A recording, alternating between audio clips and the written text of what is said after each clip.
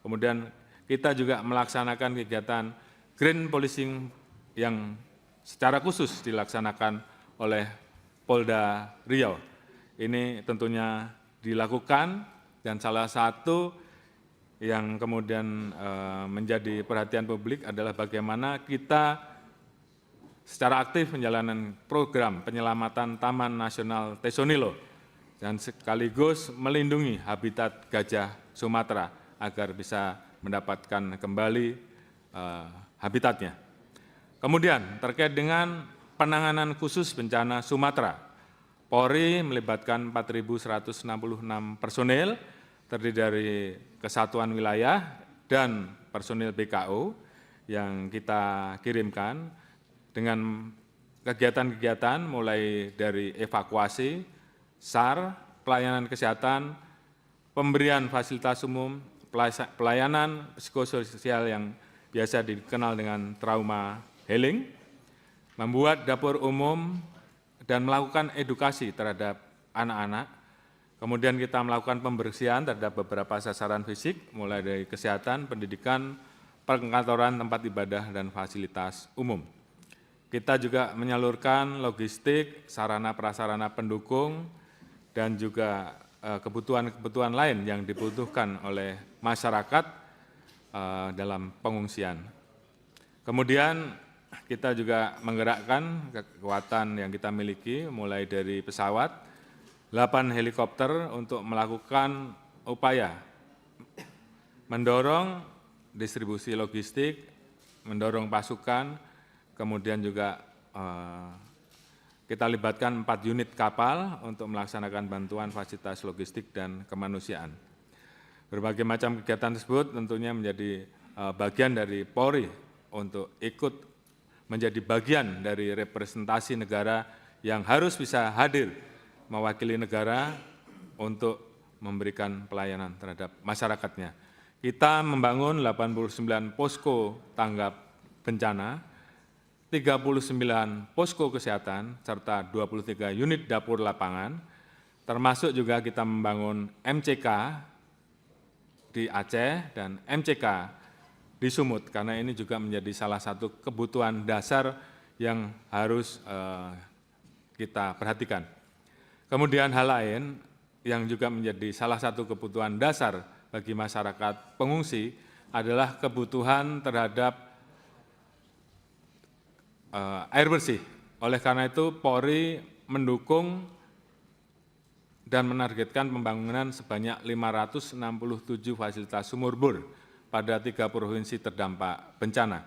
Saat ini sudah ada 341 titik sumur bor yang telah aktif, dan kami terus akan melaksanakan pembangunan sesuai dengan titik-titik yang dibutuhkan oleh masyarakat, baik di Provinsi Aceh, Sumut, dan Sumbar. Namun karena saat ini sepertinya di beberapa provinsi sudah melepaskan status tanggap daruratannya, maka kami saat ini mulai lebih fokus kepada wilayah-wilayah yang membutuhkan, antara lain adalah wilayah Aceh.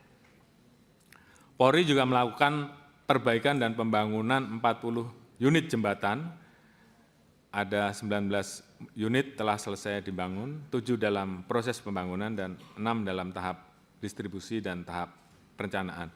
Kami bangun di Aceh 21 jembatan, di Sumatera Utara 3 jembatan, di Sumatera Barat 16 jembatan, dan saat ini kita sedang mempersiapkan jembatan Beli. Kemudian kami juga berusaha untuk mendorong pembangunan hunian tetap dan asrama, khususnya di wilayah Aceh Tamiang. Untuk tahap pertama ini kami mencoba untuk melakukan peninjauan, dan alhamdulillah kita dapatkan 6 hektar tanah dari PTPN yang kemudian dihibahkan ke Pemkab.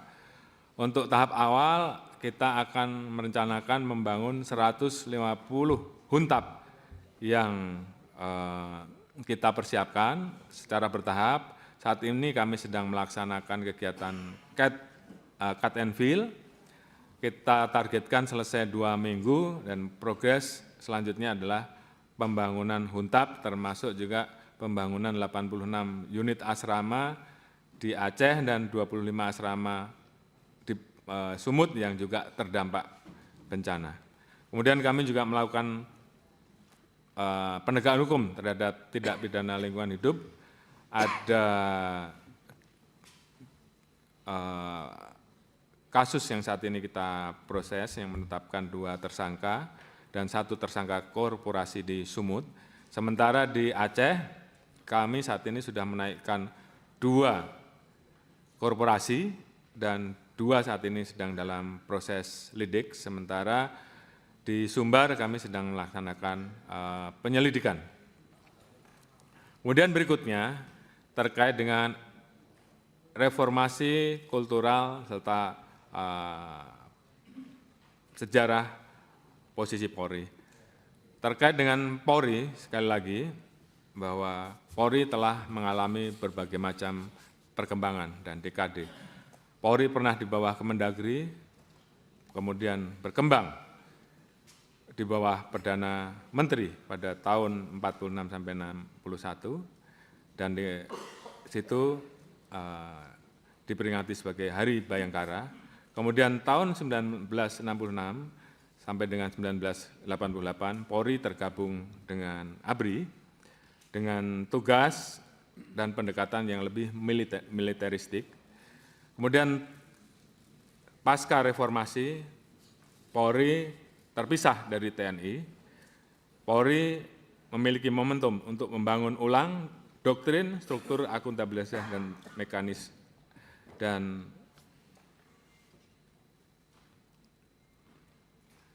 menurut mempersiapkan diri untuk terus menuju roadmap menjadi civilian police.